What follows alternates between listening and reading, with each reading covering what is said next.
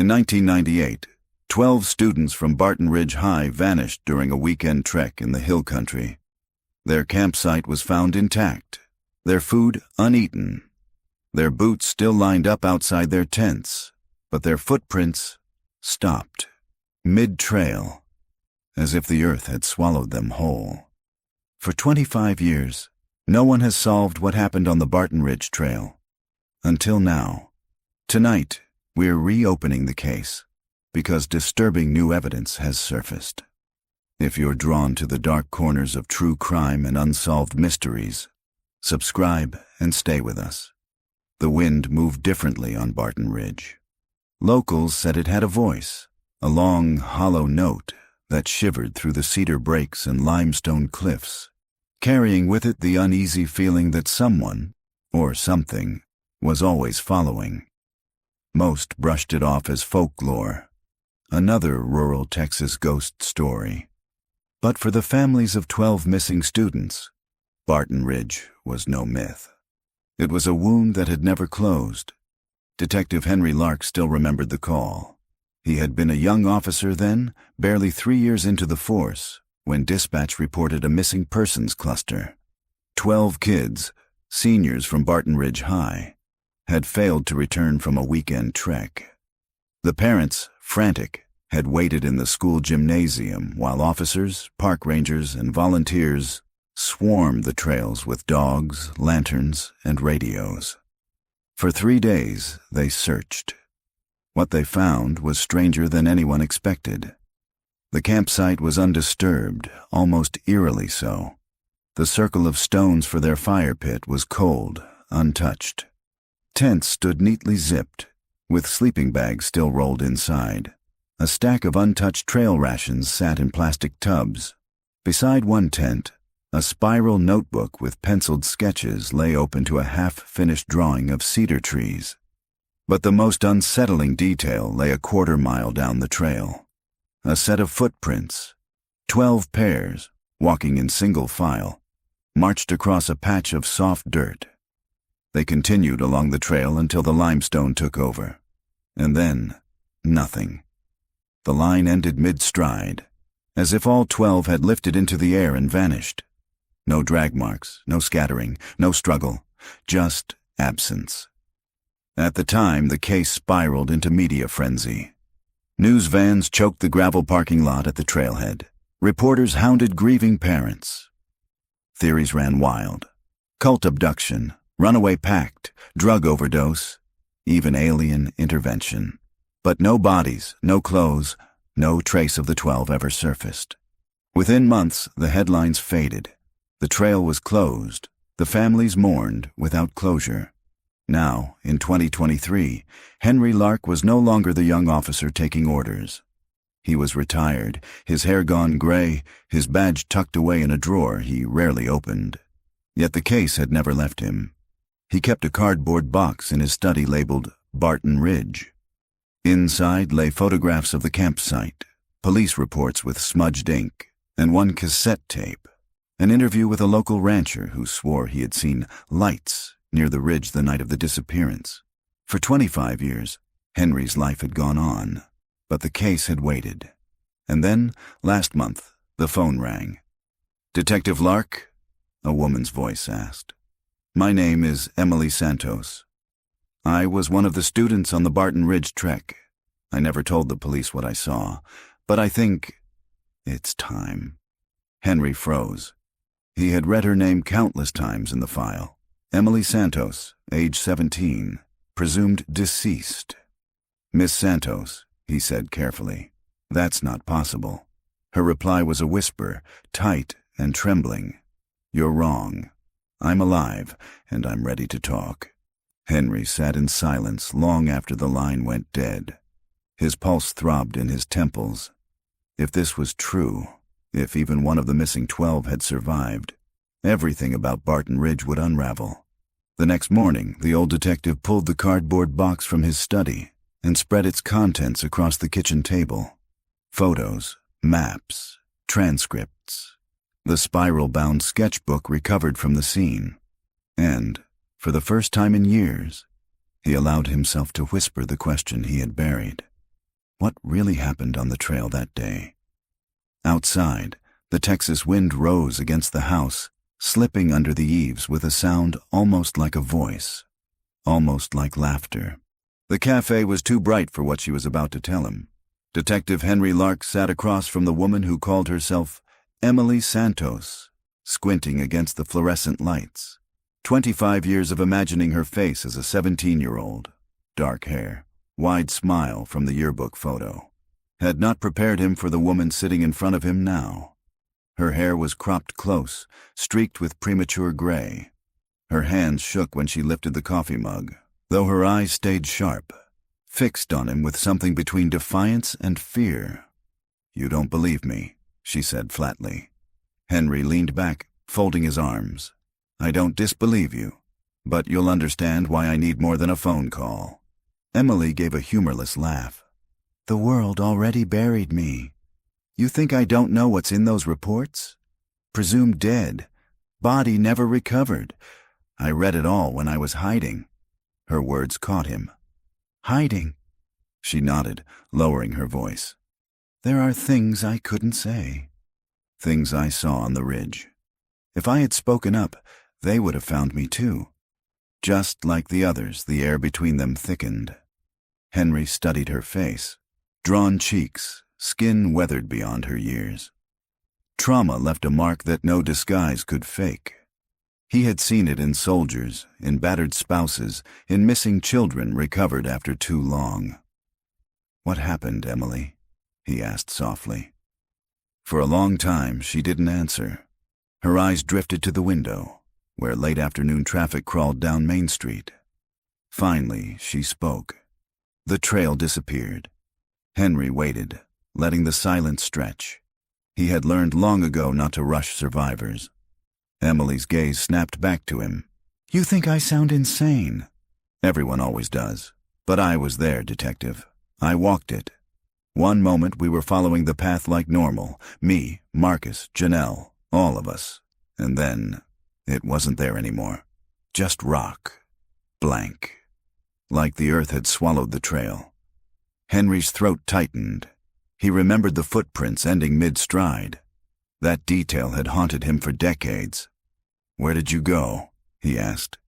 Emily's hands gripped the mug so tightly he thought it might shatter. "Into the trees, deeper than we should have. That's when we realized something was following us." Her voice dropped to a whisper, almost drowned out by the hiss of the espresso machine. "It didn't want all of us." Henry opened his mouth to press, but she held up a trembling hand. "Not here. I'll give you what I can, but you need to understand. If you dig this up again, you'll put more lives at risk. Some things on Barton Ridge don't want to be found." Henry studied her across the table, the way her jaw clenched, the way her shoulders curled inward as though bracing for a blow. If this was a hoax, it was a cruelly convincing one. "Why now?" he asked finally. Emily's eyes filled with something that looked like grief. "Because I found something last week, buried near the canyon. A shoe, size 6, pink laces. It was Janelle's. I couldn't keep quiet anymore." Henry's pulse kicked. He remembered Janelle Ortiz, varsity runner, braces, dimples in her yearbook photo. Her mother had waited at the search base for days until her knees gave out. "Where's the shoe?" he asked. Emily reached into her canvas bag and slid a Ziploc across the table. Inside lay a mud-caked sneaker, faded almost to gray. But the laces, though frayed, still showed a whisper of pink. Henry touched the plastic. His chest felt heavy, as if the years between 1998 and now had collapsed into a single breath. "Come with me," he said. "We'll take this to the station." Emily's head jerked. "No, not the police. Not yet. You remember what happened the first time. They searched and came back empty. If this gets out too soon, they'll close it again. Or worse, they'll bury it. I need you to look quietly before anyone else knows." Henry hesitated. Retired or not, he was no longer sworn, no longer bound by procedure. But the thought of reopening Barton Ridge alone chilled him. "Emily," he said slowly, If what you're telling me is true, then we're not just looking for evidence. We're walking straight into whatever took those kids." She met his gaze without flinching. "Exactly." The cafe noise receded in his ears. All he could hear was the wind in memory, the way it had moaned through cedar branches as officers packed up their failed search. He exhaled. "Then we start tomorrow." The ridge had changed in 25 years. Henry stood at the old trailhead, boots crunching gravel, staring at the weathered wooden sign that once welcomed hikers. Barton Ridge Trail, 7.3 miles. The sign was cracked now, letters bleached pale. A rusted chain strung across the entrance declared the path closed indefinitely. Weeds and cedar shoots crowded the ground where hikers once lined up for weekend treks. Emily waited beside him, her canvas bag slung over one shoulder. She wore no makeup, no jewelry, nothing that might catch or shine. Her eyes never left the trees. "You're sure about this?" Henry asked. She gave a short nod. "It starts the same way." It always starts the same way. Henry ducked under the chain.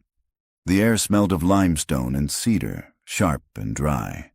For a moment he almost felt like he was back in uniform, walking with the search teams, radio crackling at his belt. They followed the trail for half a mile. Birds rustled overhead. Cicadas shrieked in the late summer heat. The landscape looked ordinary, until it wasn't. "Here," Emily said, stopping suddenly. Henry looked down. The dirt path ended abruptly at a stretch of pale limestone. The change was natural enough. Trails often cut across rock. But what froze him was the memory. He had stood here once before, staring at the exact place where 12 pairs of footprints had stopped. Emily knelt, brushing her fingers across the stone. This is where it took them. Henry crouched beside her. The surface bore faint depressions, too weathered for detail, but just enough to hint at old weight pressing down. "Footprints," he murmured. "Not just footprints," Emily said. Her voice had gone hollow. "Traces of where we ended." Henry felt the old chill creep back through his bones. 25 years ago, he had told himself the prints were misread, that the trail crews and searchers had trampled the evidence. But now, with Emily's eyes on him, he knew she was right. Something unnatural had happened here. "What did you see after this point?" he asked quietly. Emily stood, scanning the tree line. "Not here. Too open. Come deeper, and I'll tell you." As they stepped off the limestone and into the cedar shadows, Henry felt the air shift. The wind fell away. The cicadas fell silent. For the first time in years, he understood why locals whispered about Barton Ridge, because the silence sounded like waiting. The cedar branches closed in overhead, blotting out the sky. Henry kept his steps measured as he followed Emily deeper into Barton Ridge. Each crunch of gravel under his boots felt like an intrusion, like the land itself was listening. He glanced sideways at her, but she seemed to know the path without hesitation, her eyes forward, jaw set. "You've been back here before," he said. Her lips tightened. "Once, a year after it happened. I thought I could face it, but I barely made it past the ridge before turning back. It was like walking into a mouth ready to swallow me." Henry didn't respond. He knew better than to break survivors' metaphors. They spoke truths facts couldn't capture. The trail twisted downward, hugging the side of a canyon. Limestone walls rose pale and cracked, streaked with black moss. The deeper they went, the quieter it became. Even the cicadas had abandoned this place. At a bend in the trail, Emily stopped. "This is where I first noticed it," she said. Henry scanned the ground. To him, it was just a scatter of rocks and cedar needles. "Noticed what?" She crouched and pointed at the base of a boulder. "The air." It shimmered, like heat above asphalt. Except it wasn't hot that day. Henry crouched too, running his palm just above the rock. The air felt no different to him. "I thought I was imagining it," Emily continued. "But Marcus saw it too." He joked that we'd found a portal. Everyone laughed, and then Janelle said she felt dizzy. Her voice caught on the name. Henry waited, giving her time. She leaned against that boulder, Emily went on, and her nose started bleeding. Not just a little. It poured. That's when we realized something was wrong. But by then, her words trailed off. She pressed her fingers against her temple as though warding off the memory. Henry's mind ticked through possibilities. Carbon monoxide from hidden caves, electromagnetic interference. He had read old case notes about nosebleeds among searchers, dismissed as heat exhaustion. Now the detail gnawed at him. What happened next? He asked. Emily's eyes hardened. The trees moved. Henry frowned. Moved. They shifted. Like they weren't rooted. We turned around and the trail behind us wasn't the same. Branches twisted, trunks leaned across the path we'd just walked. It was like the woods wanted to hurt us deeper. Her voice shook, but she forced herself to keep speaking. That's when Marcus said we needed to mark our way. He tied strips of his t-shirt to branches, but every time we circled back, the strips were gone, or moved, or doubled. The trail didn't want us leaving. Henry stood, scanning the tree line. All he saw were gnarled cedar limbs, their bark shaggy and gray, their shapes bent by wind and drought. Yet, as he stared, he felt the uneasy illusion she described, like the trees were leaning closer, listening. He cleared his throat. And the others? What did they do? Emily's face crumpled. We argued. Some wanted to press forward, some wanted to camp until daylight, but it was still afternoon. Time was wrong, slipping. By my watch, we were there maybe 3 hours. By the sun, it was already setting. Henry exhaled. Temporal distortion. Another detail the files hadn't mentioned. He opened his notebook and jotted quickly. His handwriting trembled more than he liked. Emily touched his wrist. Writing won't help you here. Her tone wasn't mocking. It was warning. By dusk, they had pushed nearly 2 miles into the ridge. Henry felt sweat soaking his shirt, but the air remained unnaturally cool, as though the canyon breathed differently than the rest of Texas. Emily stopped again, eyes on the ground. This is where it took the first one, she said. Henry's chest tightened. Who? Tyler, she whispered. The class clown. He was walking behind me. 1 second he was cracking a joke about horror movies, the next... She snapped her fingers. Gone. Henry scanned the ground. Limestone, cedar needles, scattered rocks. No crevice large enough to swallow a boy. No blood, no torn fabric, just emptiness. We searched, Emily said. Called his name until our throats were raw. But the trees muffled us. Sound didn't travel. It felt like we were screaming into cloth. Her eyes glistened in the fading light. And then we heard him scream. Not from ahead or behind. From below, Henry's gaze shot to the ground. Limestone, solid, but he remembered sinkholes scattered across the hill country, limestone caverns that opened without warning. You think he fell? Henry said. Emily shook her head sharply. No, it wasn't a fall, it was pulled, like the earth wanted him. Henry stared at the ground until his eyes burned. He wanted to dismiss her words as trauma's distortion, but the files contained whispers of this too. Search dogs refusing to advance, handlers reporting vibrations underfoot. At the time, those details had been omitted from the official report. Too strange, too unbelievable. But Emily was giving them voice. What did you do? Henry asked quietly. Her answer was almost a sob. We kept walking. Night fell fast in the canyon. Henry's flashlight cut a narrow beam through the trees, but every shadow seemed to flinch at the edge of light. Emily walked close, her breath shallow. Why didn't you tell this back then? Henry asked. She turned on him, her expression raw. Would you have believed me?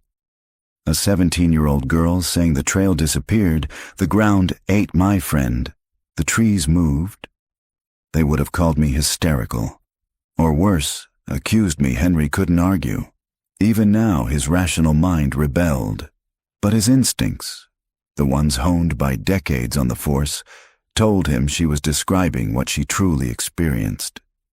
They reached a clearing where the ground dipped into a shallow basin.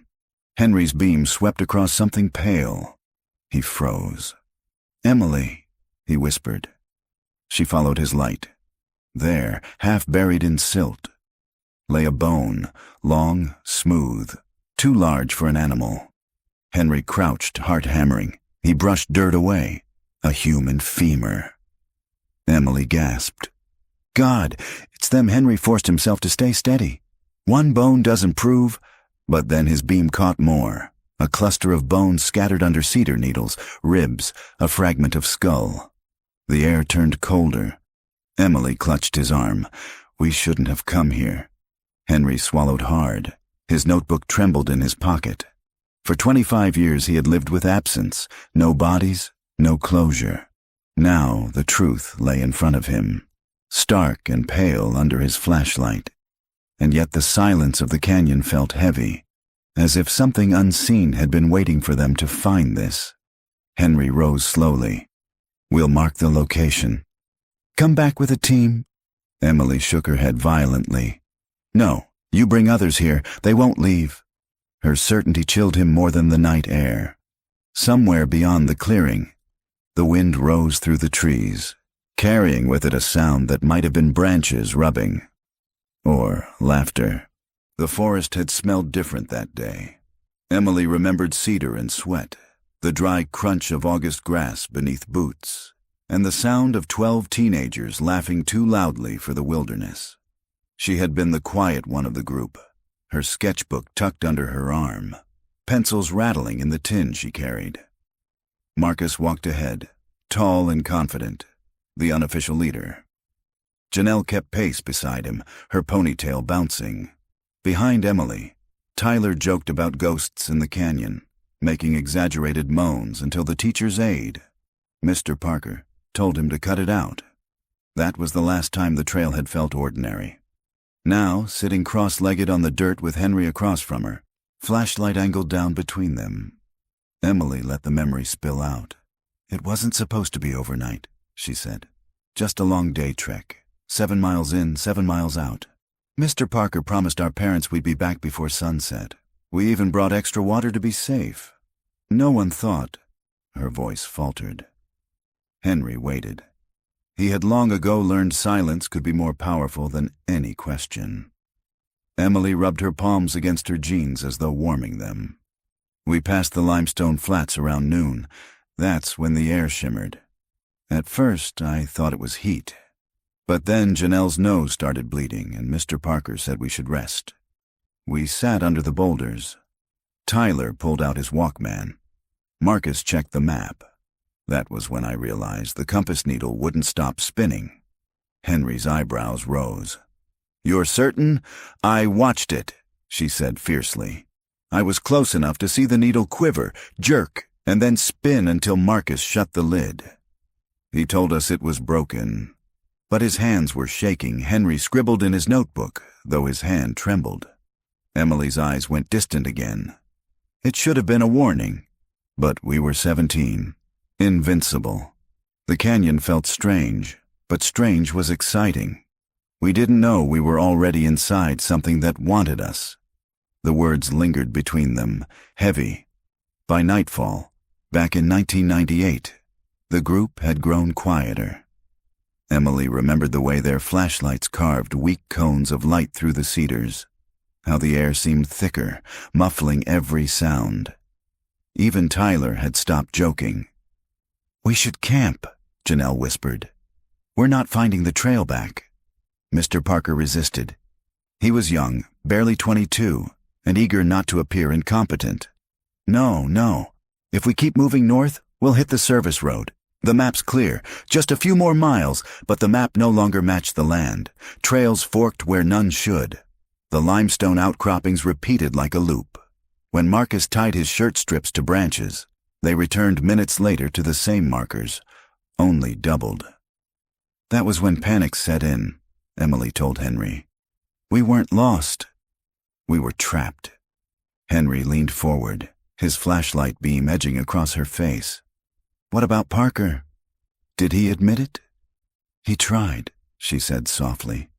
But when Tyler vanished, he lost control. He screamed, ran in circles, tore at the dirt. We all did. And then, her voice cracked.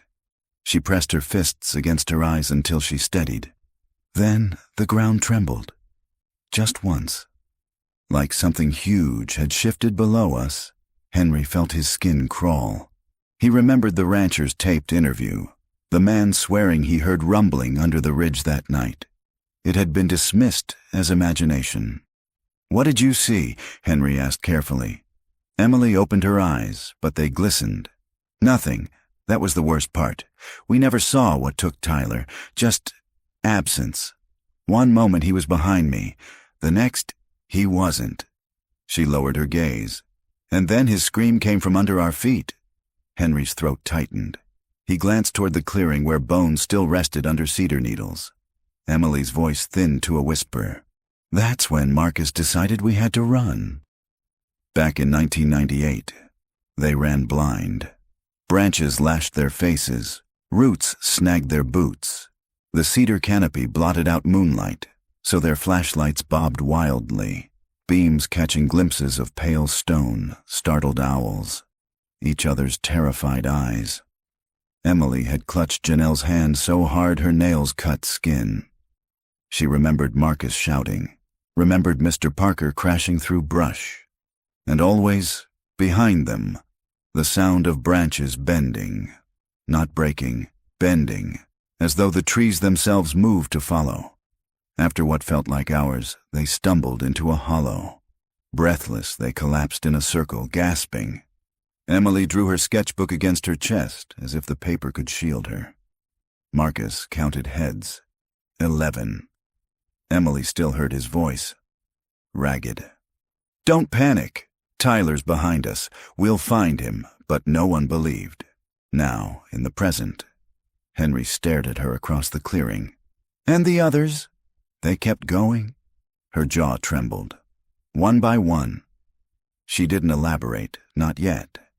Instead, she pulled her canvas bag close and withdrew the sketchbook. Not the original, she had lost that long ago, but a newer one. Pages filled with drawings she had redone from memory. She opened to a sketch of twisted cedars crowding together like ribs of a cage. This is what it looked like, she said. This is how the trail closed. Henry traced the lines with his eyes. The trees leaned, their limbs forming an arch that seemed almost alive. He felt a shiver, the same unease that had gnawed at him since stepping back on the ridge. Emily, he said quietly, if this is true, then the land itself is hunting, she finished. The flashlight flickered once, then steadied. Somewhere in the dark, something cracked, a branch, sudden and sharp. Both of them froze. Henry lifted the light, sweeping the tree line. Nothing, just cedar shadows. But Emily's face had gone pale. It remembers, she whispered. It always remembers when someone comes back. They didn't linger. Henry insisted on retracing their steps toward the trailhead before full dark trapped them. Emily walked stiffly, clutching her bag to her chest, her silence more unnerving than words. By the time they reached the rusted chain, Henry's shirt was damp with sweat, his notebook heavy in his pocket. He paused, glancing once more at the ridge swallowed by night. For the first time in decades, he admitted the possibility he had avoided. Barton Ridge wasn't just an unsolved case. It was alive. The motel room smelled of dust and stale air conditioning. Henry sat at the small laminate desk. Emily's sketch of the closing trees spread in front of him. The lamp's weak light deepened the shadows between the pencil strokes.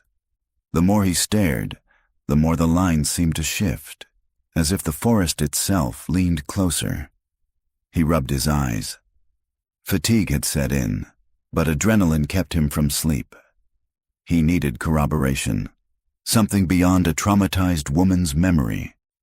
something that would let him believe or disprove without fully losing his mind.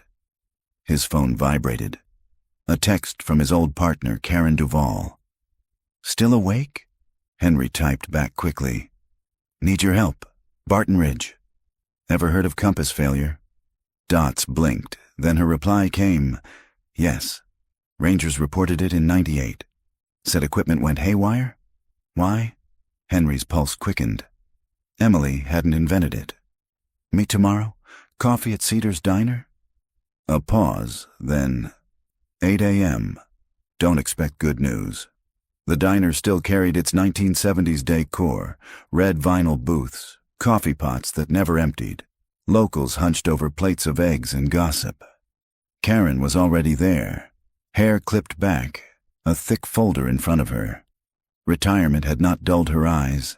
They still scanned a room like radar. "You look worse than I expected," she said, as Henry slid into the booth. "Long day," he muttered. "What's in there?" She tapped the folder. "Everything I salvaged before the county shelved the case. Reports, search logs, witness statements." She opened it, flipping to a page. "See this?" Ranger McAllister filed that compasses spun at the ridge. The search dogs wouldn't go past mile marker 7. Kept whining, pulling back. He swore the ground trembled at night. Henry leaned closer. The report was yellowed, but the words were clear. Why wasn't this taken seriously? Karen's mouth tightened. Because it sounded insane. The sheriff at the time didn't want ghost stories in his files. He pushed it off as stress, bad weather, faulty gear. Henry thought of Emily's white knuckles, her whisper about the earth hunting. What about survivors? Anyone else come forward? Karen shook her head. Just Emily. She stumbled out 3 days later, barefoot, dehydrated, hysterical. Kept saying the trees closed. Nobody listened. Parents wanted answers, not myths. She slid another page across the table. But one detail always bothered me. When search teams combed the ridge, they found markers. Torn strips of fabric tied to branches. Multiples, like the same shirt had been torn over and over again, farther apart than one person could have done in the time window. Henry's stomach dropped. Marcus, you're saying the markers duplicated? Karen raised an eyebrow. I'm saying they shouldn't have been there. Not in those places, unless someone, or something, was moving them. The clatter of plates from the kitchen snapped Henry out of his trance. He lowered his voice. Karen, Emily swears she saw the ground swallow one of them. Tyler. Heard his scream underneath. Karen went still. For the first time, her hardened expression faltered. That matches what McAllister said. What do you mean? She leaned in. After the official search ended, he kept going back on his own. Said he'd stand on the limestone flats and hear voices under his boots. Kids' voices, like they were still down there. Henry felt ice in his veins. Karen's hand closed the folder.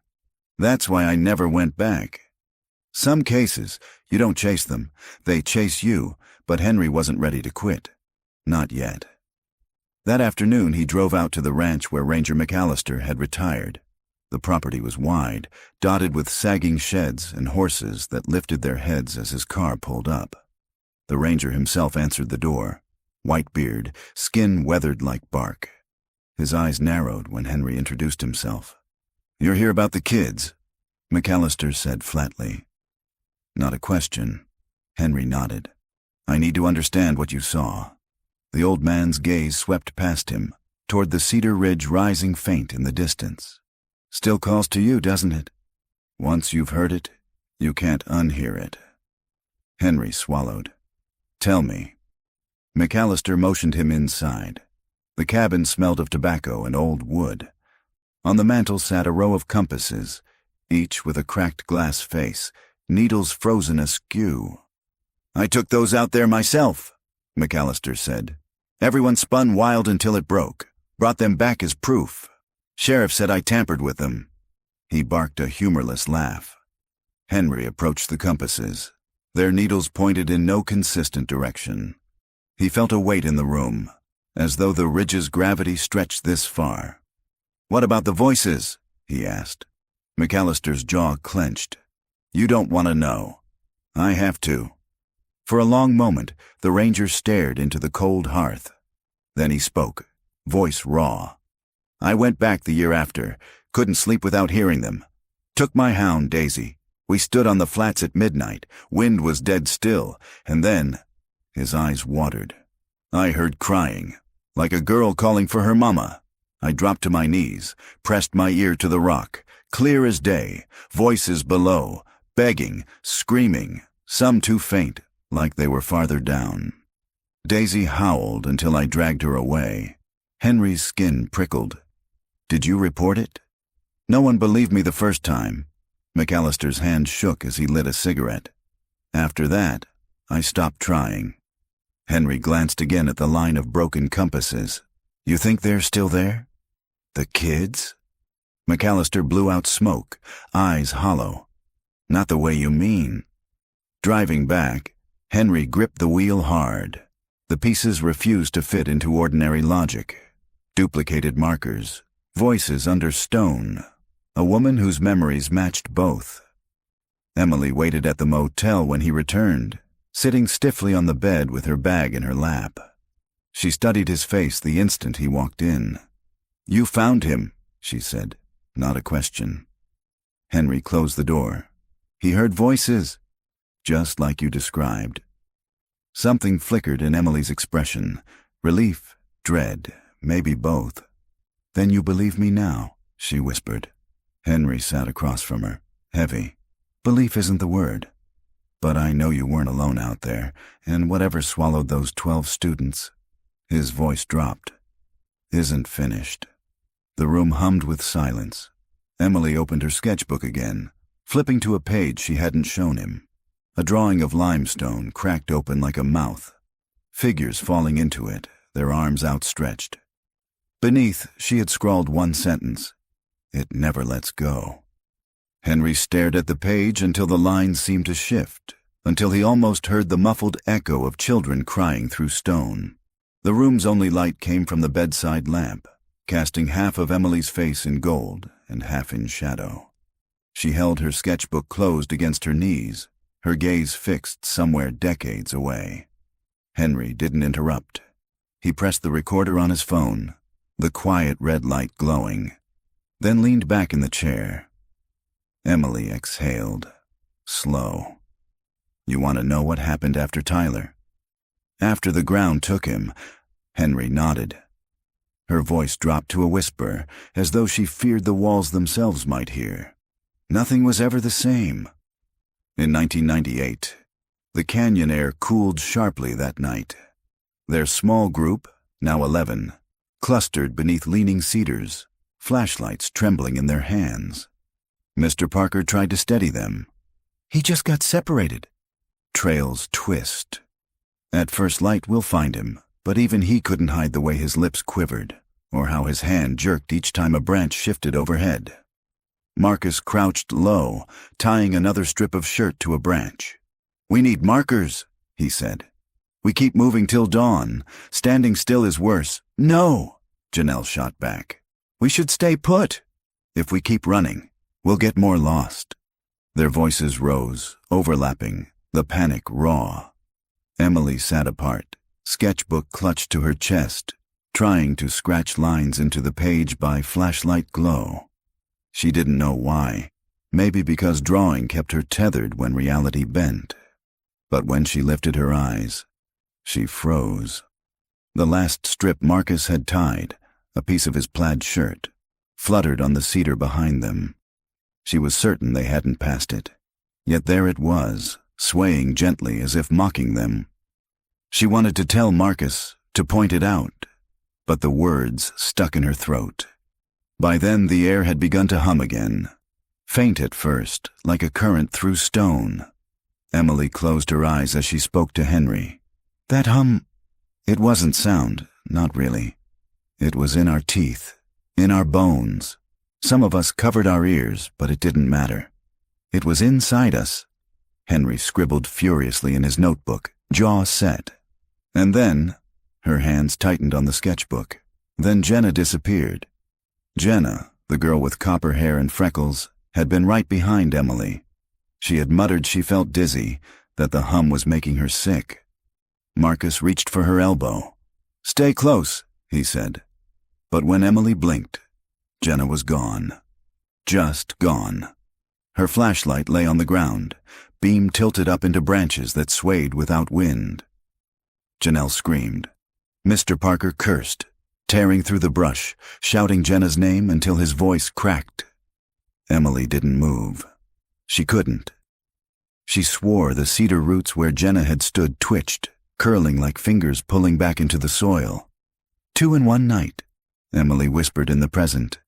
Tyler under the ground, Jenna into the trees.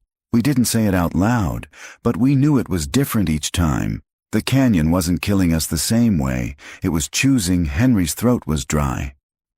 Choosing what? Emily lifted her gaze, eyes shining. Choosing how to take us. By dawn, 4 of them had vanished. Tyler, Jenna. And before sunrise, Ben and Lacey, boyfriend and girlfriend, inseparable, were simply no longer there when Marcus did another count. Their sleeping bags lay unzipped, still warm. Their shoes gone, as if they had walked out together. Except there were no tracks. The ground around their campsite was undisturbed. Emily remembered Mr. Parker clawing at the dirt in desperation, insisting they must have sleepwalked, must have wandered off. Marcus kept yelling at him to stop, his voice cracking with a fear he couldn't hide anymore. Janelle sobbed openly. Others stared blankly, shock carving hollows in their faces. And Emily sketched. Hands shaking, she drew the cedar grove with 2 empty sleeping bags at its center. When she looked at it later, the lines seemed wrong. Bent, off balance. The trees in her drawing leaned inward, as if watching. Henry leaned forward. 4 gone in less than 12 hours. And the others? Why didn't you try to run? Leave the ridge? Emily gave a broken laugh. Run where? Every path looped. Every trail we took bent back. The markers multiplied. Marcus tied strips until his shirt was rags, but they appeared in places he swore he hadn't been. The canyon was folding around us. Her nails dug crescents into the sketchbook cover. We weren't lost. We were trapped inside something that knew we were there. Henry forced himself to breathe evenly, though his skin prickled. And you survived. Emily's mouth trembled. That's the worst part. I survived because it let me. In 1998, panic drove them by noon. Mr. Parker raved, insisting they needed to scale the ridge wall, get higher ground. He scrambled up loose limestone, hands bloodied from grabbing jagged rock. The others watched from below, hope flickering. See? He shouted down, voice wild. It's not impossible. Then the ledge shifted. Not crumbled, shifted, as if the rock itself shrugged him off. Emily still heard the sound. A hollow groan, then Mr. Parker's scream as he pitched backward, vanishing into a tangle of cedar branches. They rushed to where he fell. Nothing, no body, just broken branches, some still wet with sap. Marcus dragged his hands through his hair, face pale as chalk. It doesn't want us to leave, he muttered. No one argued. Back in the motel, Henry shut his notebook with a snap. He couldn't take more, not tonight. Emily's voice had grown ragged, her shoulders hunched as though the memory pressed her into the mattress. That was 6 gone, she whispered. Half of us, before the second night even came. The recorder's red light blinked, marking every word. Henry switched it off, heart hammering. He had come here chasing a cold case. Now he wondered if he was documenting something still alive. The second night was worse. Emily told Henry this with her eyes fixed on the motel carpet, her voice so low he had to lean forward to catch it. The canyon never slept. It changed after dark, like it was awake, watching us. Henry resisted the urge to ask a dozen questions. He let her unravel the memory at her own pace, the recorder running. In 1998, the survivors huddled close around the dim glow of 3 flashlights. The batteries were already fading. 6 gone. Only Emily, Marcus, Janelle, Sarah, Devin, and Caleb remained. No one spoke for a long time. The silence was not emptiness, but pressure, heavy and humming, as if the air between them was thick with invisible current. Finally, Sarah whispered, "We can't stay here. It knows where we are." Marcus shot her a look, eyes hollow but fierce. "And where do you think we'll go? Every path leads back." "Then we don't take paths," Devin snapped. His jaw was clenched, sweat shining at his temples. "We cut through. We make our own." Janelle shook her head violently. "No, that's exactly what it wants, splitting us up, making us stray." "Tyler strayed because we followed Parker," Devin shot back. "He's dead because of—" "Stop!" Marcus's voice cracked like a whip. The group fell quiet, but distrust lingered, sharp as knives. Emily curled tighter against her sketchbook. She had drawn the grove again, but each time the trees leaned closer, their limbs tangling like arms. She wanted to rip the page out, but something in her hand wouldn't let her. As night deepened, the hum began again. This time it rose in waves, pulsing through the soil like a slow heartbeat. They covered their ears. It didn't help. Emily paused, shivering even under the motel's air conditioning. "It wanted us to argue," she said. "It wanted us to break apart, and it worked." Henry's pen stilled above his notebook. "What happened?" Emily's eyes glistened. "Devin and Caleb vanished next." They vanished in rage. Devin had stormed off first, muttering curses, flashlight beam bouncing erratically as he disappeared between trees. Caleb ran after him, shouting for him to come back. The others waited, breathless. 10 minutes, 20. Then a scream ripped the night. It wasn't fear. It was agony. Then silence. Marcus wanted to follow. Janelle grabbed his arm, nails digging in. "Don't you dare!" Emily sat frozen, unable to move or speak. She remembered only the way their flashlight beams faded, swallowed by the forest, until nothing remained but blackness. Now, in the present, Emily's voice broke. "We never saw them again. Just silence, like they'd never been born." Henry swallowed hard. "And then there were 4. Emily nodded. By midnight, Janelle had stopped crying. She sat rigid, staring into the dark, whispering words Emily couldn't hear. Marcus paced, muttering about maps, about how he should have brought better gear, about how Parker was a fool. His anger filled the clearing, but underneath it, Emily heard terror. Thin, reedy. Sarah tried to pray, but when she knelt, the ground beneath her shifted slightly, as if something writhed beneath the soil. She scrambled back, sobbing. That was when Emily saw the shapes. Not bodies, not shadows. Something in between, dark figures moving just beyond the edge of the flashlight's reach. They seemed human in form, but wrong in the way they bent, leaning too far, their arms too long. Each time the beam jerked toward them, they vanished. But she knew they hadn't gone. They were circling. "Do you see them?" she whispered. No one answered. Emily's nails dug into the sketchbook now, her knuckles white. Those things weren't people. But they knew how to look like people if you didn't stare too hard. Henry wrote the words down, hands shaking. "And the others?" "Marcus, Janelle, Sarah." Emily stared at the wall, as though afraid to speak their names. Not all of them made it to morning. The scream came near dawn. Sarah. One moment she was sitting against a tree, eyes red from crying. The next, her body jerked upright as though yanked by invisible hands. She rose to her toes, choking, clawing at her throat. Marcus and Janelle rushed forward. Emily stayed frozen, heart battering against her ribs.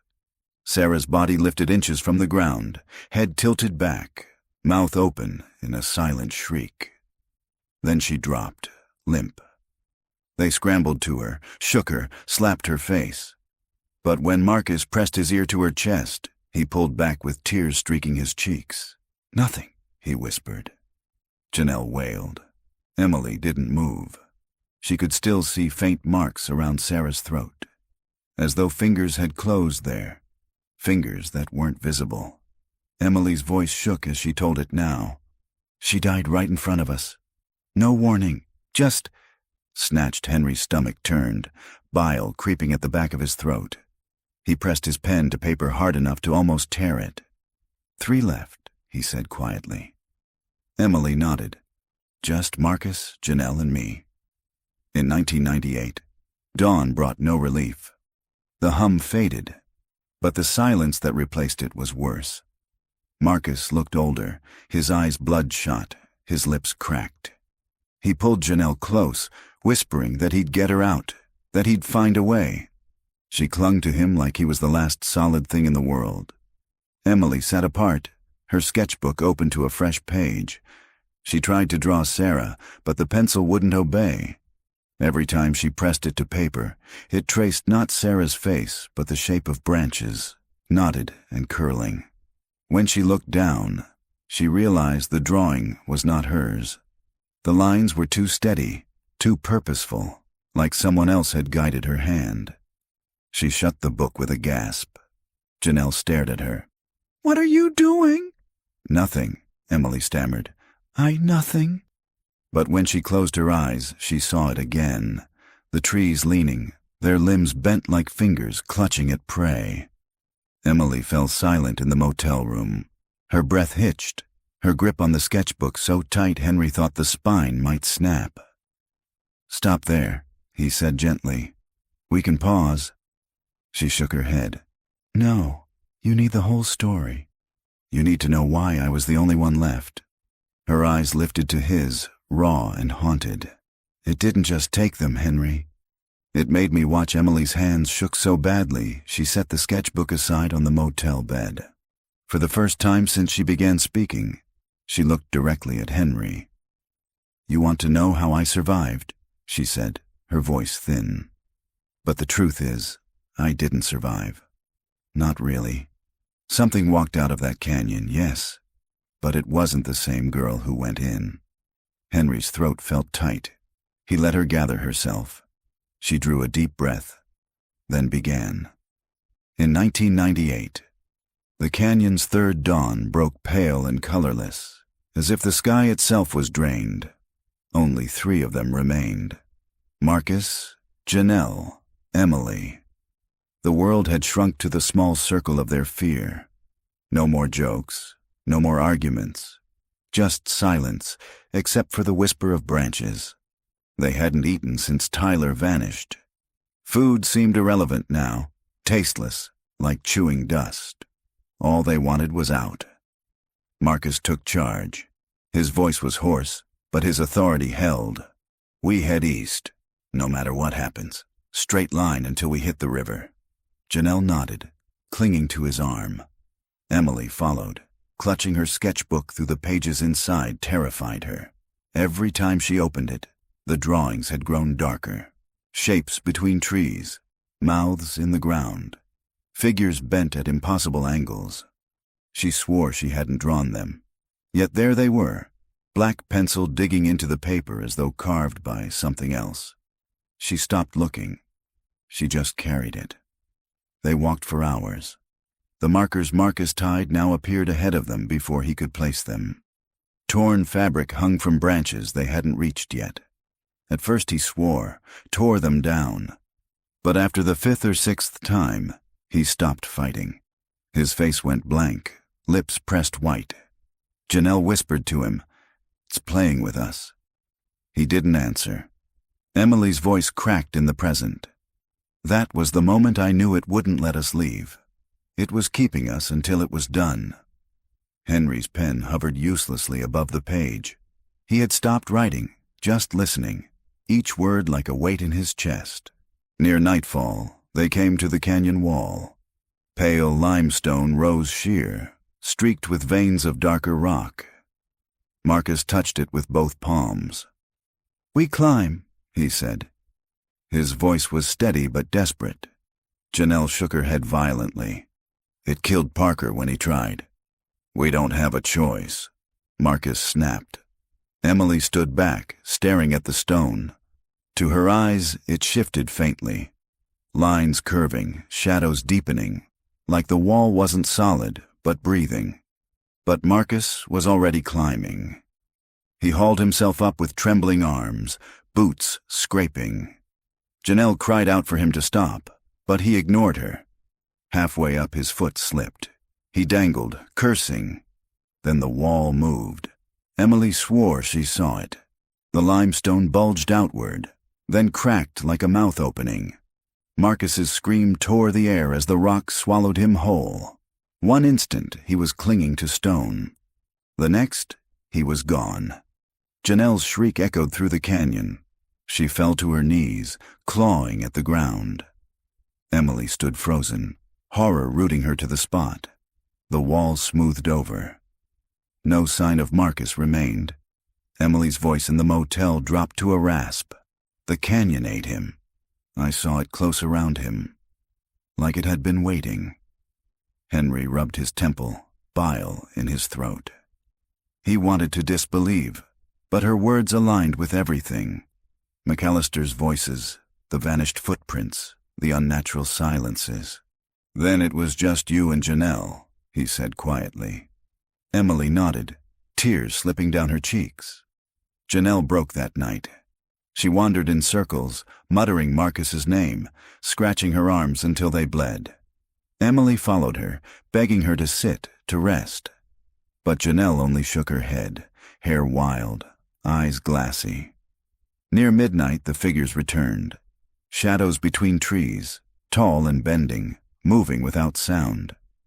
Emily grabbed Janelle's wrist. "Don't look at them," she begged. "Don't!" But Janelle looked. Her eyes widened, her mouth opened in a soundless scream, and she tore free of Emily's grip. She ran straight into the cedar darkness. Emily chased her, branches clawing her face, but Janelle was fast. Too fast. Her outline flickered between trees like something already fading. Then the shadows closed around her. Emily saw them, long arms, dark limbs, shapes that weren't shapes. They folded around Janelle, and she was gone. The forest went silent. Emily stumbled to her knees, sobbing into her hands. Now she was alone. In the motel, Emily covered her face. I don't remember how long I lay there. Hours, maybe days. The sketches kept appearing in my book. Drawings of me, alone.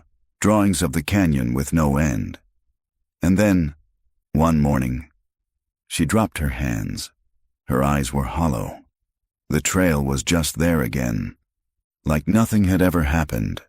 Sunlight, birds, the sign at the trailhead in the distance. I walked out barefoot, bleeding, starving, and everyone called me crazy.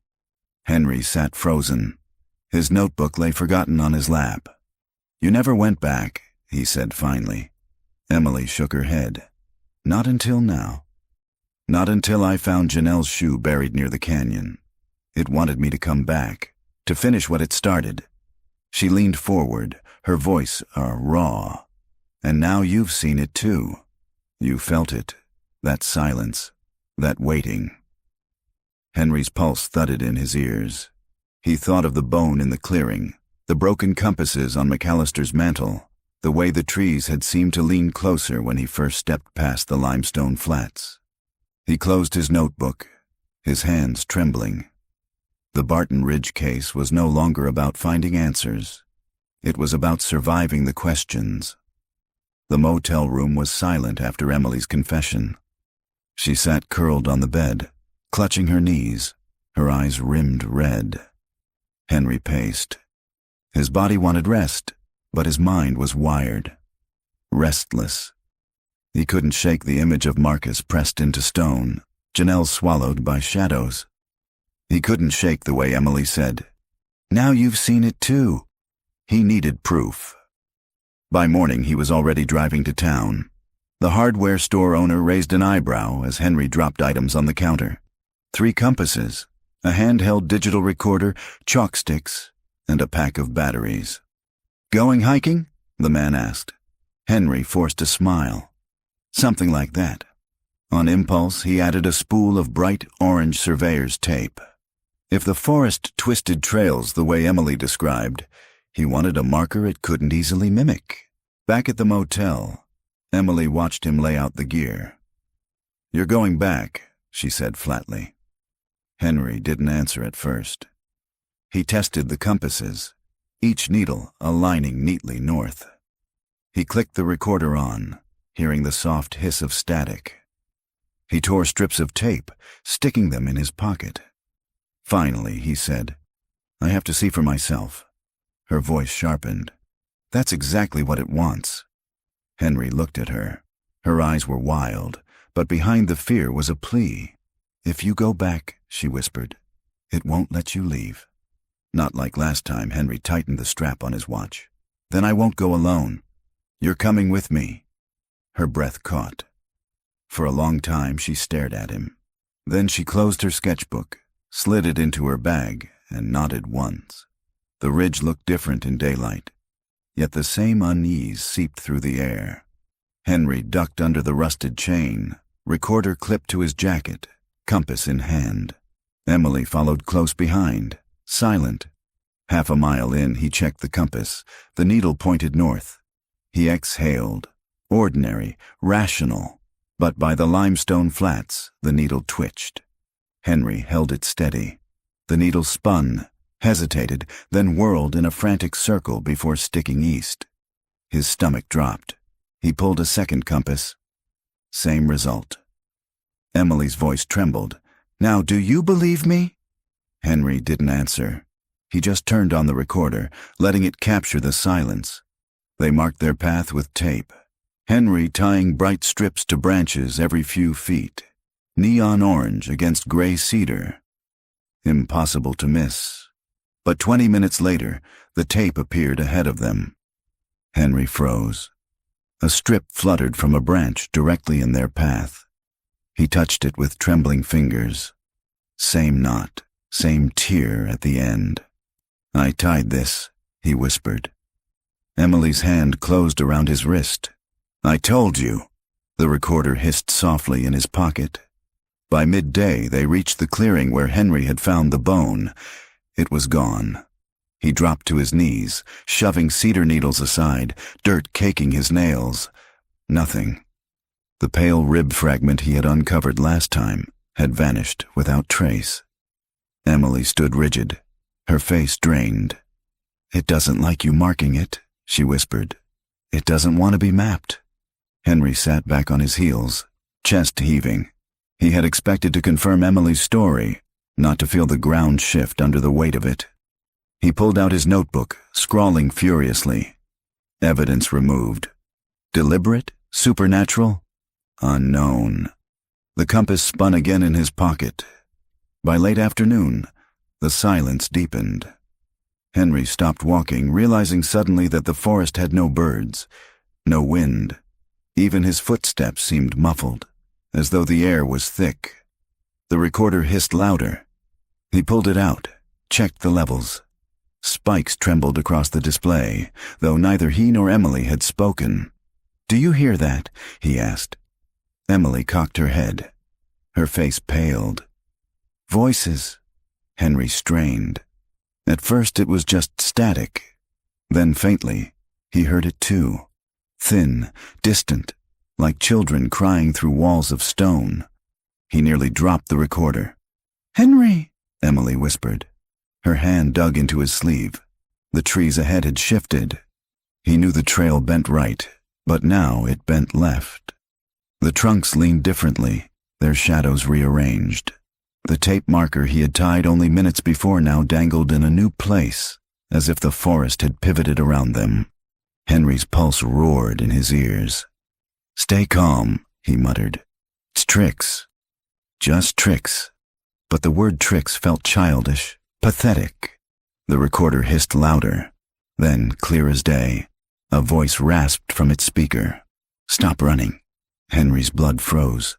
Emily clapped a hand over her mouth, eyes wide. The voice came again, softer, layered with static. "Stop running." Henry snapped the recorder off. His hands shook so hard he nearly dropped it. The silence afterward was worse. They left the ridge before nightfall, stumbling back toward the trailhead like fugitives. Henry didn't stop until the rusted chain was behind them, the parking lot empty under the lowering sun. He bent over, hands on his knees, gasping. Emily stood beside him, trembling. "I told you," she whispered. "It never lets go." Henry straightened slowly, gripping the recorder like a weapon. The compasses in his pocket were both cracked, glass faces spider-webbed. For the first time in his career, Henry Lark had no rational explanation. And for the first time, he feared the case wasn't about finding the missing. It was about making sure more didn't vanish. Henry couldn't sleep. The recorder sat on the motel nightstand, its red light like a watchful eye. He had replayed the voice twice, each time certain it hadn't been his imagination. The words were faint but distinct, like a breath against his ear. "Stop running." Emily slept fitfully across the room, her sketchbook open on the bed beside her. Even in slumber, her hands twitched as though still drawing. At dawn, Henry gave up on sleep. He dressed, pocketed the recorder, and drove into town. The Barton Ridge Historical Society was a squat brick building with a dusty display of arrowheads and ranching tools in the window. Inside, the air smelled of paper and lemon polish. The clerk behind the desk, a wiry man with white hair, glanced up from his newspaper. "Help you?" Henry flipped open his old badge wallet. He wasn't on duty anymore, but sometimes the gesture still opened doors. Henry Lark. "Retired detective. I need to see archives on Barton Ridge." The man's eyes flicked to the badge, then back to Henry's face. For a second, something tightened in his expression. "Barton Ridge, you say?" "That's right. Trail's been closed for years. Nothing to see there." Henry leaned on the counter. 12 students disappeared in 1998. That case doesn't vanish just because the trail's closed. The clerk's jaw worked. "You lawmen never learn, do you? Some things don't want digging up." Henry held his gaze until the man sighed and led him to a back room lined with metal filing cabinets. The Barton Ridge file was thinner than Henry expected. Newspaper clippings, a few photographs of search parties, a map with red pencil circles. But half the pages were missing. He flipped through, frowning. "Where are the ranger reports?" The clerk shrugged. "What you see is what we got." Henry knew better. He remembered the paperwork Karen had shown him. Dog reports, compass anomalies, McAllister's statements. None of it was here.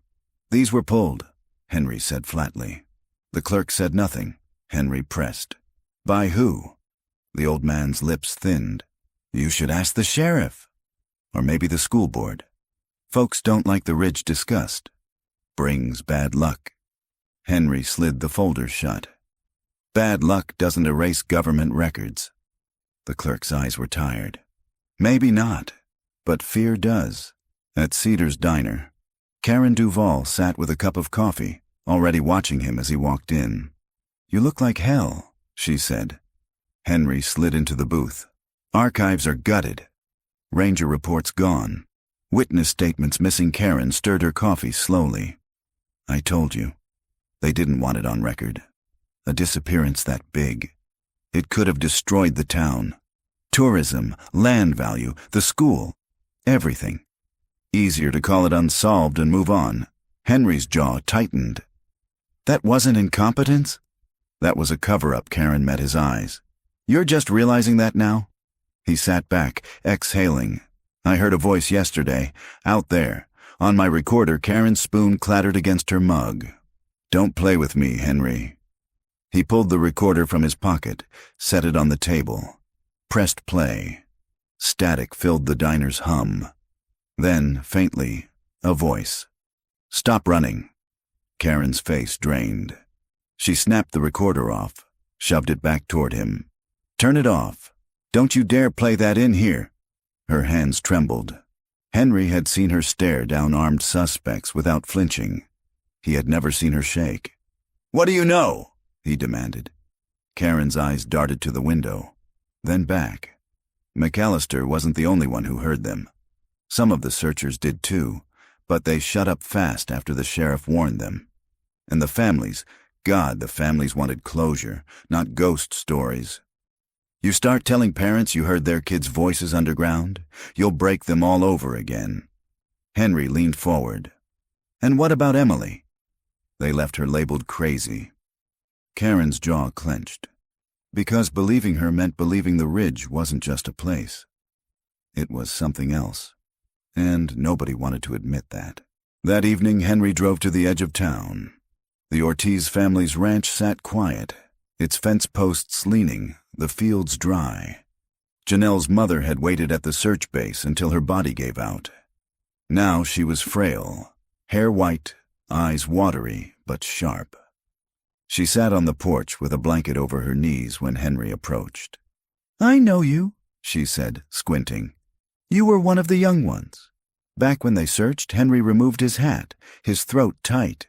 "Yes, ma'am." Henry Lark. Her gaze lingered on him. "Still chasing ghosts," he swallowed. "Still chasing answers." She looked out across the field, where dusk gathered in the grass. "The answers don't matter. Not anymore. We buried empty boxes, said our goodbyes. That's all we could do." Henry's chest ached. "What if I told you? One of them came back." Her head turned slowly. "Emily Santos." He blinked. "You knew?" The old woman gave a bitter laugh. "We all knew. But she was half dead, raving. Said the trail moved, said the ground swallowed kids. Sheriff told us she was traumatized, not to listen. Some believed him, some didn't. Didn't matter. She left town. That was the end of it." Her eyes met his, sharp despite the years. "You think digging this up will bring them home? It won't. You'll only feed it. Feed what?" Her voice dropped to a whisper. "The ridge. It eats whatever looks back at it." Henry drove away with the words clawing at his mind. By the time he reached the motel, Emily was awake, sitting in the dark with her sketchbook open. She didn't look up as he entered. "You talked to them," she said. "Yes. And they told you to stop." Henry hesitated. "They told me it doesn't want to be fed." Emily lifted her gaze. In the lamplight, her eyes looked hollow, haunted. "That's the problem," she whispered. "It already has been." She turned the sketchbook toward him. On the page was a new drawing. Not the forest, not the canyon. It was Henry, standing alone in the clearing, recorder in hand. And behind him, the trees leaned close, their limbs curling like arms. Henry told himself he wasn't going back. He told himself as he shaved, as he sat in the motel diner with a plate of cold eggs, as he listened to the rain tapping the window. Barton Ridge had chewed up every cop who touched it. Karen had washed her hands of it. The families had closed their doors. Emily had warned him in her own fractured way, but the ridge pulled like a riptide. By dusk he was back in his car, headlights cutting across the empty highway. Emily didn't ask where they were going. She sat silent in the passenger seat, sketchbook open on her knees. The forest swallowed the road. By the time Henry parked near the trailhead, the light was almost gone. They walked with flashlights, beams sweeping across wet leaves. The air was heavy with the smell of earth. Every sound carried too far, the crack of twigs, the rush of distant water. Henry's boots sank into mud. His chest felt tight, as though the trees pressed in on him. Emily stopped at the clearing. The rain had eased, leaving the grass shining. She crouched, touching the ground. "They stood here," she whispered. "All of them." The night before, Henry's throat was dry. "How do you know?" Her hand hovered above the soil. "I remember." A shiver crawled over him. She had never said it that plainly before. "Emily," he said carefully, "you told me you blacked out, that you never saw where they went." Her eyes lifted, wide and luminous in the flashlight beam. "That's what I wanted to believe." She straightened, pointing toward the canyon trail. It's waiting. The descent was steeper than Henry remembered. Mud slicked the rocks, roots catching at his boots. The canyon air smelled metallic, like wet stone and something faintly sweet, rotting. His beam swept across the canyon wall. For a second he thought he saw shapes cut into the stone, carvings, spirals, crude faces. Then the light shifted, and they were gone. "Did you see that?" he asked. Emily didn't answer. She was already farther down, moving as though pulled. "Emily!" He caught up, gripping her shoulder. She flinched, eyes glassy. "It calls," she murmured. Henry's hand tightened. "What calls?" Her lips trembled. "Them." At the canyon floor, water trickled between stones. The sound echoed like whispers. Henry's light caught something half buried in silt. He crouched, brushed it free. A shoe. Faded canvas, the sole gnawed by time. His heart lurched. He remembered the inventory lists. A boy named Tyler Crane, size 10 sneakers, white with red trim. The ridge hadn't devoured everything. Some things it spat back. He bagged the shoe with shaking hands. Emily stood a few feet away, staring at the canyon wall. "Look," she said. At first he saw only stone. Then the beam revealed an opening, narrow, jagged, half hidden by ferns. A cave mouth. Henry's pulse hammered. None of the maps, none of the search reports had shown a cave here. Emily's voice was low. "That's where I woke up. 16 years ago, the cave stank of damp and old earth. Their lights cut through hanging roots, glistening walls. The passage bent sharply, then widened into a chamber. Henry's beam swept across the floor. Bones, not human, at least not all. Deer skulls, bird wings, scattered vertebrae. But among them, a scrap of cloth, a rusted zipper. Emily's breath hitched. "They were here," she whispered. Henry crouched, his stomach roiling. He forced himself to photograph, to bag fragments. Procedure kept his hands steady. Behind him, Emily hummed. A low, tuneless sound. He turned. She stood at the far wall, her fingers tracing something carved into the stone.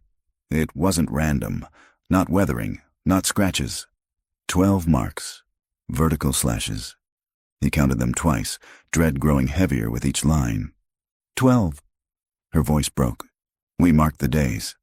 Henry froze. "Emily?" Her hand dropped. "I remember now. We weren't lost. We were kept." The words sank like stones in his chest. He wanted to ask more, but then the recorder in his pocket clicked on. No one had touched it. Static filled the cave. Then layered voices, childlike, desperate. "Help us. It hurts. Don't let him." The rest tangled into distortion. Henry ripped the device out, switched it off, heart hammering. Emily swayed on her feet, her eyes unfocused. "They're not gone," she whispered. "They never left." Henry grabbed her arm. "We're leaving. Now." But the cave seemed to breathe around them. The air pulsed, damp and heavy. A low vibration shuddered through the floor, rattling stones. Emily's gaze fixed on the darkness beyond. "He's still here." Henry dragged her toward the opening. His flashlight flickered, once, twice, then died. Darkness swallowed them. Emily's whisper was the only thing he could hear. "Run." The dark swallowed sound. Henry's flashlight was dead, his recorder silent, and the only light came from Emily's trembling hands as she struck a match.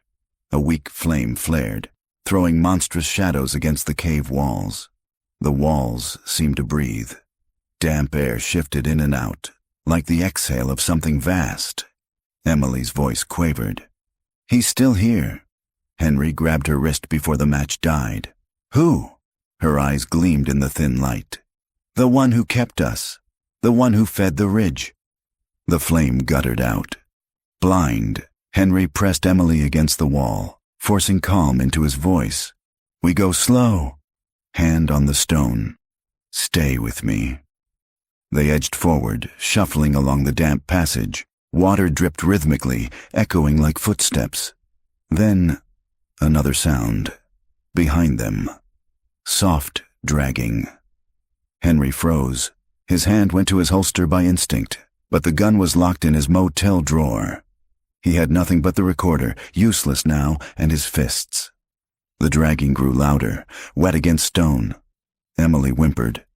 Henry pulled her forward. Faster. The tunnel bent, then widened. A faint glow pulsed ahead. They stumbled into a chamber. Faint light leaked through cracks in the ceiling, pale as moonlight. The walls glistened with mineral sheen. In the center lay a pit. Shallow, lined with bones. Some animal, some not. Henry's gut twisted. Emily dropped to her knees, fingers clutching her head. This is where he made us choose. Henry knelt beside her, heart pounding. Choose what? Her voice cracked. Who went next? Before he could answer, the dragging sound entered the chamber. Henry spun toward the passage. Something stood there. It was tall, shoulders stooped, hair hanging in ropes. Skin pale, stretched tight. Its eyes caught the moonlight like an animal's. Henry's mind screamed man, just a man, wild, lost, feral. But the smell, rot, iron, wet earth, was not human. The figure staggered closer, dragging something behind it. Metal-scraped stone. A chain. At the end of it, a rusted school backpack. Henry stepped in front of Emily. Stay back! The figure stopped. The air hummed. Then, in a voice like gravel, it whispered, Still hungry. Henry's blood iced. The figure dropped the chain and lunged. Henry shoved Emily aside, grabbing a jagged rock from the floor. He swung. The rock connected with a wet crack. The figure reeled, but didn't fall. It laughed. The sound was thin, broken, a parody of joy. Emily scrambled to the pit, clawing at bones, pulling free a splintered femur. She swung wildly, striking its arm. The creature hissed, then retreated into the tunnel, dragging the chain with it. The sound of metal scraping faded into silence. Henry collapsed against the wall, chest heaving. Emily clutched the bone, eyes wild. He let us go! He always lets some go. Henry stared at her. Why? Her lips trembled. So they bring others back. The chamber shuddered. Dust sifted from the ceiling. Somewhere deep, a hollow boom echoed. Cave in, Henry gasped. He pulled Emily up. Move! They ran, stumbling through passages. The floor tilted, rocks falling around them. Henry's lungs burned. Behind them, the dragging sound rose again. Closer, faster. Emily cried out as the ground split under her foot. Henry hauled her free, nearly falling himself. They burst into a narrower tunnel, light ahead, faint, but real. Daylight. They scrambled through a crack in the stone, emerging onto the canyon floor. The rain had stopped, the sky dim with dawn. Henry collapsed, gulping air. Emily lay beside him, face streaked with dirt, eyes wide. The forest was silent. No birds, no wind. Henry forced himself up. We need to tell Karen. The sheriff. Someone. Emily shook her head violently. No, they'll bury it again. They'll say we imagined it. They always do. He grabbed her shoulders. Emily, people need to know. Her eyes filled with tears. Then more will come. And he'll feed again. Henry's hands dropped. The truth settled like stone. She wasn't wrong. The ridge hadn't just killed, it had tended its hunger. And now Henry had seen it, heard it, fought it. That meant it knew him too. They limped back to the trailhead in silence. The car waited, dew slick, ordinary. But Henry felt the canyon's breath behind him, a weight that wouldn't leave. As he slid into the driver's seat, he caught his reflection in the rear-view mirror. For a heartbeat, it wasn't his face staring back. It was the pale figure from the cave, mouth open, smiling. The sheriff's office smelled of coffee and mildew. Henry sat across from Sheriff Blaine, the recorder on the desk between them. Karen stood near the door, arms crossed, her jaw tight. Emily sat in the corner, her sketchbook clutched to her chest like armor. Blaine hadn't touched the recorder. He leaned back in his chair, eyes narrowed. "You're telling me you went back into Barton Ridge at night, without permission, and found—" He waved a hand, searching for the word. "A cave?" Henry's voice was flat. "Not just a cave. A pit, bones, a shoe." And him Blaine's brow furrowed. "Him?" Henry stared at him. "You know damn well what I mean." The sheriff's silence was an answer in itself. Karen stepped forward. "Enough, Blaine!" The reports were scrubbed. I saw the originals. Ranger statements, compass malfunctions, McAllister's testimony. All gone. Someone made sure it looked like bad luck instead of what it was. Blaine's lips tightened. "That case ruined lives. Families demanded answers. When we couldn't give them, someone had to decide what was best for the town." Emily's voice, fragile but sharp, cut through. "Best for the town. Not for us." All eyes turned to her.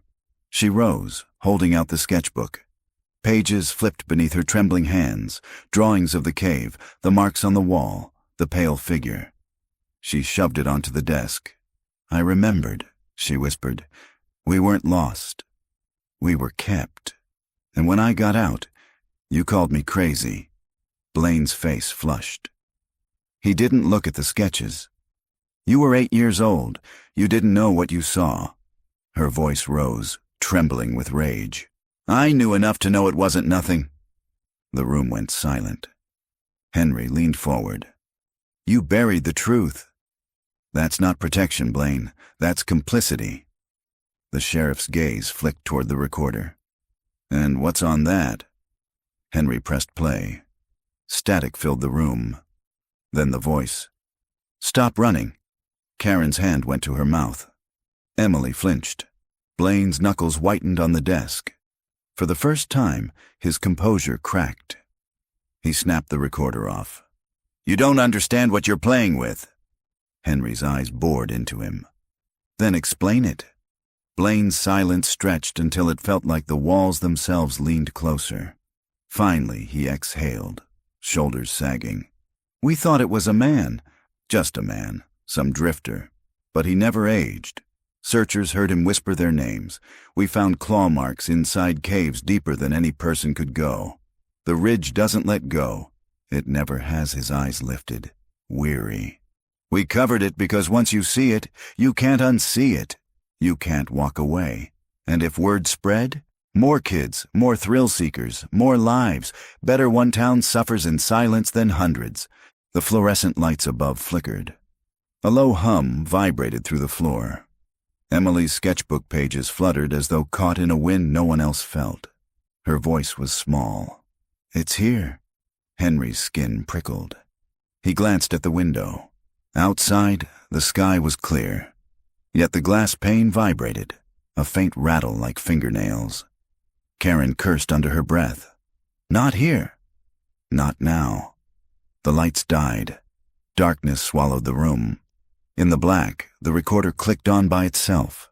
Voices layered over each other. High, low, male, female, pleading, angry, desperate. "Help us. Don't let him—" "Still hungry," Emily screamed. Henry groped for her, clutching her arm. He felt her trembling, felt her nails dig into his sleeve. Then, in the dark, another voice. Close. Too close. "Henry." He froze, his wife's voice. Gentle, familiar, impossible. "Henry," it whispered again, "come with us." His breath hitched. He almost answered, almost stepped forward. But Emily's hand yanked his, grounding him. "Don't!" The lights snapped back on. The sheriff's office looked the same. Desks, filing cabinets, peeling paint. But the recorder was gone. And on the wall, gouged deep into the plaster, were 12 marks. Fresh. No one spoke. The only sound was Henry's heartbeat, pounding in his ears. Finally, Karen whispered, "Now, do you believe it doesn't stay in the ridge?" Blaine's face was gray. He pushed back from the desk, shaking his head. "Get out, all of you. If you keep digging, it'll eat you whole." Emily hugged the sketchbook to her chest. Her eyes were hollow, but steady. "It already has." Henry met Karen's gaze. Both of them knew. This wasn't over. The ridge had reached into town, and it wasn't letting go. 2 weeks later, the ridge was quiet again. The sheriff's office closed its blinds, the newspapers printed nothing, and the trail remained chained shut with rusting padlocks. Henry sat on his motel bed, staring at the recorder he had bought to replace the one that vanished. Its red light blinked. Patient, waiting. He hadn't pressed play in days. He didn't dare. Karen had gone back to Dallas, returning to her stack of unsolved files. She left without saying goodbye, though she sent a single text the next morning. "Don't let it take you." Emily stayed. Not in town. She wouldn't step near the sheriff's office again, but in the motel room next door. She walked the halls barefoot, sketchbook pressed to her chest, and at night, Henry heard her crying through the thin walls. She never screamed. Just soft sobs, like a child trying not to be heard. One morning, Henry found her on the curb outside, watching the sunrise. She looked fragile in the light, her dark hair tangled, her eyes red but dry. "They don't want it spoken," she said quietly. "No." "But if no one speaks, it keeps feeding." Henry sat beside her. The silence stretched. "I thought," he said slowly, "if I could name it, record it, make someone listen, it would end." Emily shook her head. "It doesn't end. Not with truth. Not with silence." Her hand tightened on the sketchbook. "It ends when there's nothing left to take." The words chilled him more than any whisper in the dark. By the end of the month, he was packing his car. The motel's neon buzzed weakly behind him. The highway stretched ahead. He told himself he was leaving the ridge behind. That distance might mean peace. Emily stood on the curb, sketchbook hugged tight. "You'll be back," she said simply. Henry loaded the last bag. "Not if I can help it." She tilted her head. "It knows you now. It doesn't let go." Her voice wasn't angry, just certain. He couldn't answer. The drive east was long and flat. He tried not to glance in the rearview mirror, but sometimes he caught it anyway. The pale suggestion of a face, a smile that wasn't his. At a truck stop, he pulled over, hands shaking. He yanked the recorder from the passenger seat, thumb hovering over the power switch. If he pressed play, maybe he'd hear silence. Maybe it had all been madness, nothing more. But deep down, he knew. Once you heard the ridge, it stayed with you. Weeks later, on a damp October evening, Karen sat at her desk in Dallas, working through another cold case. A stack of files towered beside her, each one a life gone missing. Her phone buzzed, a message from Henry. No words, just an audio file. Karen hesitated, then pressed play. Static. Then a voice, not Henry's, not Emily's, a child's, thin and trembling. "Help us." Karen dropped the phone, her stomach lurching. She stared at it as the recording played on, voices layering, pleading, sobbing. Then silence. She didn't pick it up again. Back in Barton Ridge, the forest breathed. Leaves rustled, though no wind stirred. The canyon walls glistened with damp, and deep in the cave, fresh scratches marked the stone. 13.